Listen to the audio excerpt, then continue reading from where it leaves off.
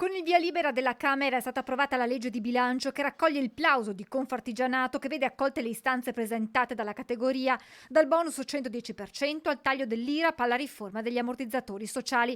A sorpresa invece è arrivato un emendamento che modifica i tirocini professionali. Che va a restringere sostanzialmente la possibilità di usare questi strumenti che servono per avvicinare ragazzi che hanno magari appena preso il titolo di studio alle nostre aziende, oppure anche persone che perdono il posto di lavoro e vogliono magari ricollocarsi nel nostro settore. Si tratta di uno strumento che negli ultimi 20 anni ha avuto molto successo in Veneto, spiega Garibbo. Nella nostra regione ogni anno si attuano 40.000 stage di inserimento lavorativo, 8-9.000 nella sola Marca Trevigiana. Di questi l'80% circa è portato avanti con studenti neodiplomati o disoccupati. Secondo la versione che uscirebbe dalla riforma invece si limiterebbe solo a soggetti svantaggiati con difficoltà di inclusione sociale, che è assolutamente un target che va protetto, aiutato, e bisogna lavorare assolutamente su quello, però fare a meno di questo strumento per avvicinare nuove figure al nostro settore non è assolutamente nella direzione che ci chiedono le imprese. Resta invece un cantiere aperto con il governo, quello che riguarda il caro energia. È oramai un parametro fuori controllo, abbiamo molti settori nelle nostre attività che sono